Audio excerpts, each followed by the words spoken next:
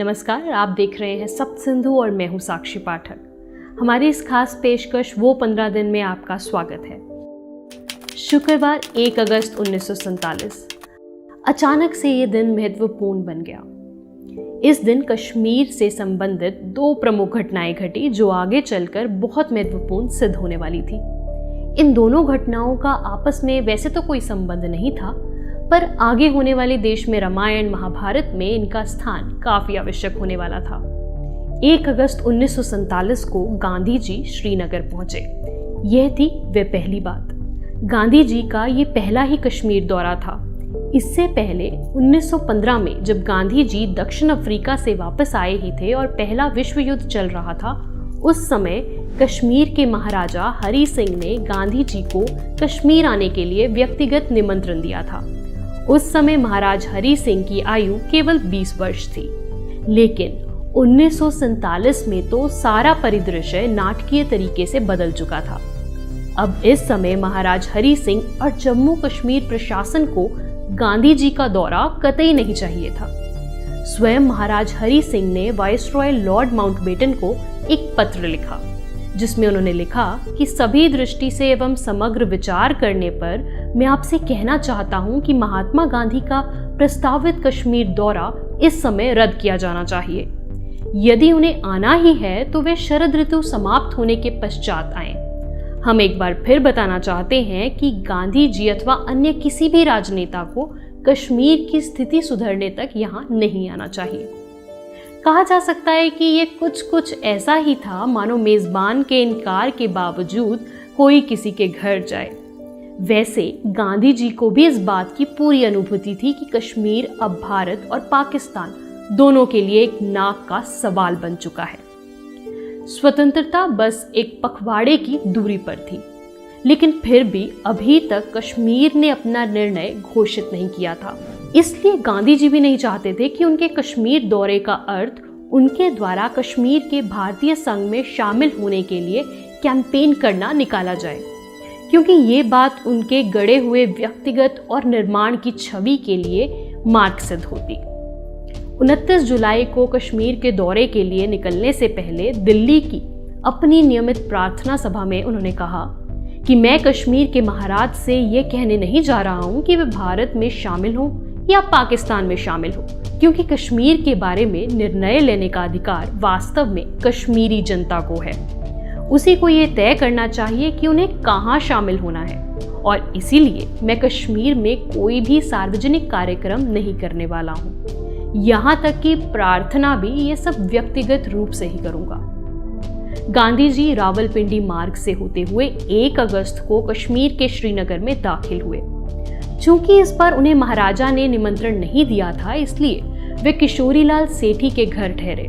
उनका मकान भले ही किराए का था, परंतु खासा बड़ा था। वर्तमान के श्रीनगर में जो बारझुला का बॉर्न एंड जॉइंट अस्पताल है, उसके एकदम नजदीक यह घर था। सेठी साहब जंगलों के ठेकेदार थे। ये साहब कांग्रेस और नेशनल कॉन्फ्रेंस दोनों के नजदीकी हुआ करते थे, परंतु इस समय नेशनल कॉन्फ्रेंस के नेता शेख अब्दुल्ला को महाराज ने जेल में डाल रखा था। नेशनल कॉन्फ्रेंस के अनेक नेता कश्मीर से बाहर निकाल दिए गए थे। सभी नेताओं पर यह आरोप था कि वे शेख अब्दुल्ला के नेतृत्व में महाराज के खिलाफ षड्यंत्र कर रहे हैं। इसलिए जब 1 अगस्त को जब गांधी जी रावलपिंडी मार्ग से श्रीनगर आ रहे थे, उस समय चकलाला में बख्शी गुलाम मोहम्मद और ख्वाजा गुलाम मोहम्मद सादिक, इन दोनों नेशनल कॉन्फ्रेंस के नेताओं ने उन्हें कोल्हापुर तक छोड़ा और वापस लाहौर चले गए।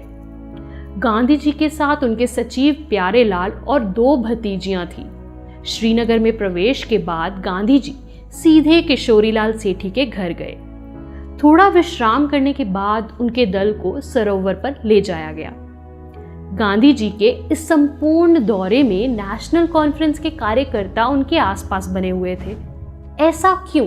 क्योंकि कश्मीर के इस दौरे से पहले गांधी जी ने नेहरू के माध्यम से सारी जानकारी प्राप्त कर ली थी, और कश्मीर में पंडित नेहरू के सबसे नजदीकी मित्र थे शेख अब्दुल्ला, जो कि जेल में बंद थे।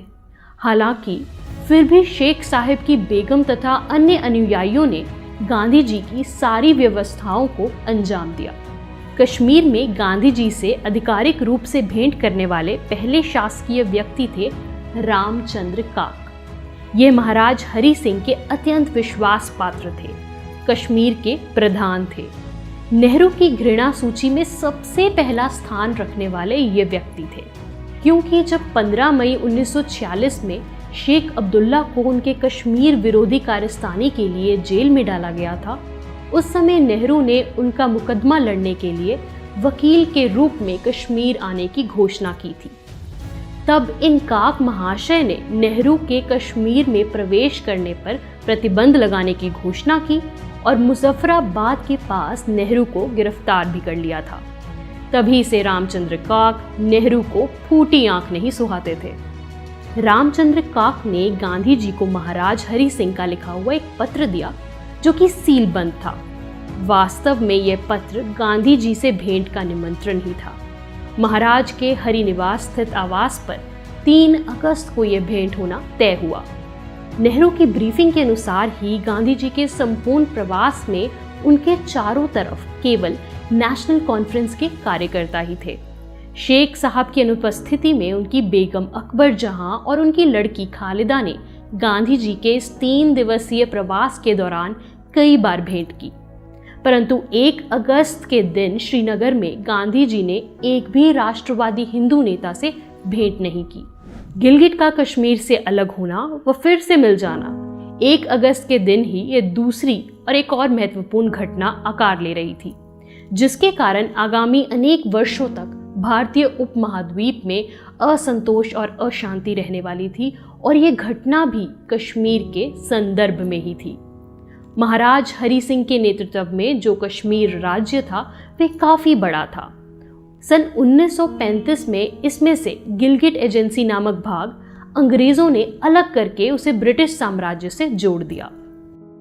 1935 में दूसरा विश्व युद्ध भले ही थोड़ा दूर था, लेकिन वैश्विक स्तर की राजनीति में बड़े परिवर्तन होने शुरू हो गए थे। रूस की शक्ति बढ़ रही थी, इसलिए कश्मीर को रूस से जोड़ने वाला जो भाग था अर्थात गिलगिट, उसे ब्रिटिश सत्ता ने महाराज हरि सिंह से छीन लिया। दूसरा विश्व युद्ध भी समाप्त हो गया। उस युद्ध में भाग लेने वाले सभी देश खोखले हो चुके थे। ब्रिटिश शासन ने भारत छोड़ने का निर्णय उसी समय ले लिया था। इस परिस्थिति को देखते हुए गिलगिट बाल्टिस्तान नामक दुर्गम इलाके पर अपना नियंत्रण रखने में ब्रिटिशों की कोई रुचि नहीं बची थी। इसलिए उन्होंने भारत को आधिकारिक रूप से स्वतंत्रता देने से पहले 1 अगस्त के दिन गिलगिट प्रदेश वापस महाराज हरि सिंह के हवाले कर दिया। 1 अगस्त 1947 का सूर्योदय होते ही गिलगिट बाल्टिस्तान के सभी जिला मुख्यालयों में अंग्रेजी हुकूमत का यूनियन जैक उतारकर कश्मीर का राजध्वज शान से फहराया गया। इस हस्तांतरण के लिए महाराज हरि सिंह कितने तैयार थे? कुछ खास नहीं। ऐसा क्यों? क्योंकि इस इलाके की रक्षा के लिए ब्रिटिश शासन ने गिलगिट स्काउट नामक एक बटालियन तैनात की थी। इसमें कुछ ब्रिटिश अधिकारी छोड़ दें तो अधिकांश सैनिक मुसलमान ही थे। 1 अगस्त को गिलगिट के हस्तांतरण के साथ ही मुस्लिमों की यह फौज भी महाराज के पास आ गई। हरि सिंह ने ब्रिगेडियर घनसारा सिंह को इस प्रदेश का गवर्नर नियुक्त किया और उनका साथ देने के लिए गिलगिट स्काउट के मेजर W.A. ब्राउन और कैप्टन S. मैथिसन नामक अधिकारी नियुक्त किए। गिलगिट स्काउट का सूबेदार अर्थात मेजर बाबर खान भी इन लोगों के साथ था। यह नियुक्तियां करते समय महाराज हरि सिंह को बिल्कुल भी अंदाजा नहीं था कि केवल 2 माह 3 दिन के भीतर ही संपूर्ण गिलगिट स्काउट गद्दारी पर उतर आएगी। वैसा हुआ और इस टुकड़ी ने ब्रिगेडियर घनसारा सिंह को बंदी बना लिया। 1 अगस्त के दिन गिलगिट के हस्तांतरण ने भविष्य की महत्वपूर्ण घटनाओं का लेख पहले से ही लिख दिया था। अखंड हिंदुस्तान की खंडित स्वतंत्रता जब देश की दहलीज पर खड़ी थी, उस समय पूर्वी और पश्चिमी सीमाओं पर प्रचंड नरसंहार चल रहा था। स्वतंत्रता अर्थात विभाजन का दिन जैसे जैसे निकट आता जाएगा, वैसे वैसे ये नरसंहार बढ़ता ही जाएगा, ऐसा ब्रिटिश अधिकारियों का अनुमान था। इसलिए उन्होंने इन दंगों की आग को कम करने के लिए हिंदू, मुस्लिम और सिखों की सम्मिलित सेना का प्रस्ताव रखा। इसी के अनुसार पंजाब बाउंड्री फोर्स नामक सेना का निर्माण किया गया। इसमें 11 इन्फेंट्री शामिल थे। इस टुकड़ी में 50,000 सैनिक थे और इनका नेतृत्व करने के लिए 4 ब्रिगेडियर थे, जिनके नाम थे मोहम्मद अयूब खान, नासिर अहमद, दिगंबर बराड़ और थिमैया। 1 अगस्त के दिन चारों ब्रिगेडियर्स ने लाहौर में उनके अस्थायी मुख्यालय में पंजाब बाउंड्री फोर्स बैनर तले अपने काम का आरंभ किया। लेकिन किसे पता था कि केवल अगले 15 दिनों में ही इस सम्मिलित सेना को उनका लाहौर स्थित मुख्यालय धू-धू जलता हुआ देखना पड़ेगा। इसी दौरान कलकत्ता में एक नया नाटक रचा जा रहा था। कांग्रेस के वरिष्ठ नेता एवं सुभाष चंद्र बोस के बड़े भाई यानी शरद चंद्र बोस ने 1 अगस्त को कांग्रेस से त्याग पत्र दे दिया। शरद चंद्र बोस एक विराट व्यक्तित्व के धनी थे। 40 वर्षों तक कांग्रेस में रहकर ईमानदारी एवं जी जान से लड़ने वाले व्यक्ति के रूप में उनकी पहचान थी। 1930 की ब्रिटिश इंटेलिजेंस की रिपोर्ट में उनका उल्लेख भी है।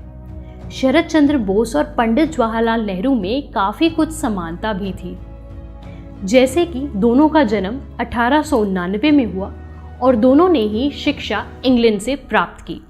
युवावस्था में दोनों के विचार वामपंथ की तरफ झुकते थे। आगे चलकर दोनों ही कांग्रेस में सक्रिय हुए एवं इन दोनों के आपसी संबंध काफी अच्छे थे। लेकिन 1937 में ये समीकरण बदला, जब बंगाल के प्रांतीय चुनावों में कांग्रेस को सबसे अधिक यानी कि 54 सीटें प्राप्त हुई। उसके बाद दूसरे नंबर पर कृषक प्रजा पार्टी और मुस्लिम लीग दोनों को 37 सीटें मिली। बंगाल में कांग्रेस के नेता के रूप में शरद चंद्र बोस ने कांग्रेस पार्टी और मुख्य नेहरू के सामने प्रस्ताव रखा कि कांग्रेस और कृषक प्रजा पार्टी को मिलकर संयुक्त सरकार स्थापना करनी चाहिए, लेकिन नेहरू ने यह प्रस्ताव अनसुना कर दिया। सर्वाधिक सीटें जीतने के बावजूद कांग्रेस को विपक्ष में बैठना पड़ा और कृषक प्रजा पार्टी ने मुस्लिम लीग के साथ मिलकर सरकार बना ली।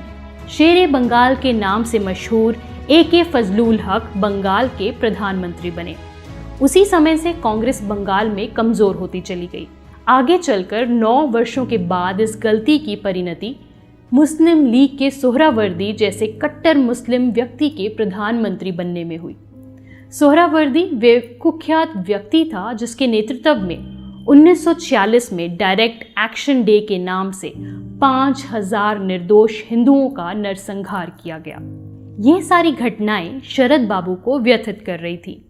उन्होंने समय समय पर इस संबंध में कांग्रेस नेतृत्व को, विशेषकर नेहरू को सूचित भी किया, लेकिन इसका कोई फायदा नहीं हो रहा था।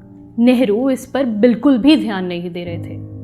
1949 में कांग्रेस के त्रिपुरी अधिवेशन के दौरान कांग्रेस अध्यक्ष पद के चुनाव में नेहरू ने सुभाष चंद्र बोस के विरोध में जबरदस्त कटु प्रचार किया था।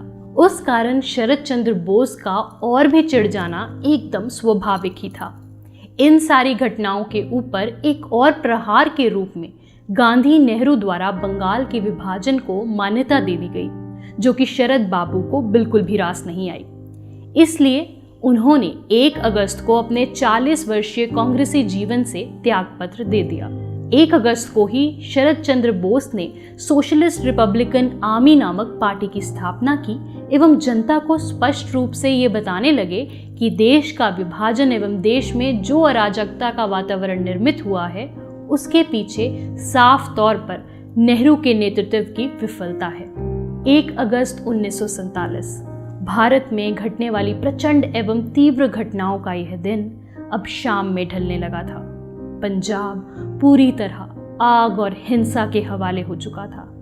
रात के उस भयानक अंधेरे में पंजाब, सिंध, बलूचिस्तान के सैकड़ों गांवों से उठने वाली आग की लपटें दूर दूर तक दिखाई दे रही थी। राष्ट्रीय स्वयंसेवक संघ के 58,000 स्वयंसेवक पूरे पंजाब में हिंदू सिखों की रक्षा में दिन रात एक किए हुए थे।